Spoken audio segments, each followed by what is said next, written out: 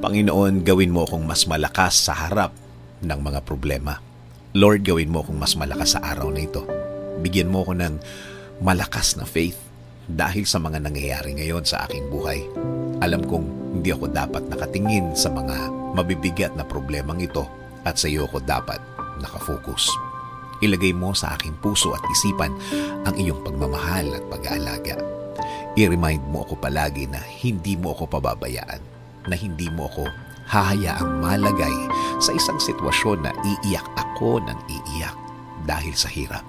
Alam kong babaguhin mo ang bawat araw ko. Alam kong ang lahat ng ito ay hindi magtatagal, magbabago at magbabago ito. At hindi mo hahayaan ako, Lord, na mawala ng loob sa mga araw na darating. Alam ko na lagi mo akong i-guide sa tama at tahimik na buhay.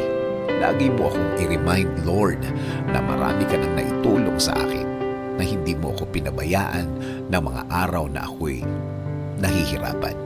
Marami ng pagkakataon na inalis mo ako sa mga problemadong mga sitwasyon, na sa dulo, pagpapala mo ang naramdaman ko. Alam ko this faith of mine can move mountains, na hindi ako dapat papadaya sa aking nakikita, na dapat mag-focus ako sa iyong blessings na laging available para sa akin at sa aking mga mahal sa buhay. Alam ko din, Lord, na andyan ka na magsimula ang mga problemang ito. At alam ko na nakikita mo ang mga problemang ito mula nang ito'y magsimula.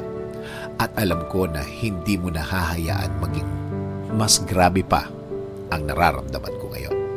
Wasak-wasak man ang mga nasa harapan ko, alam ko mabubuo ang lahat. Alam kong gagawin mong okay na naman ang lahat. Kaya, Panginoon, alam kong hindi ito ang dulo ng bawat nangyayari ngayon. Alam kong aalis ako sa sitwasyon na ito na mas matibay at mas malakas. Alam ko rin na mas matalino akong lalagpas sa sitwasyong ito. Alam kong marami na naman akong matututunan. Alam kong lagi kang nakabantay at lagi mong tinitingnan ang aking kapakanan. Kaya maraming salamat pa din sa araw na ito.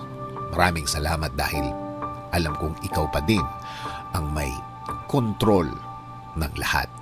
Isinusuko ko na po ang lahat sa iyo, Panginoon, at patuloy niyo pong pasukin ang buhay ko. At araw-araw akong aasa at kakapit sa iyo, Lord. In Jesus' name I pray. Amen. Sabi nga sa 2 Samuel 22:3, My God is my rock, in whom I find protection.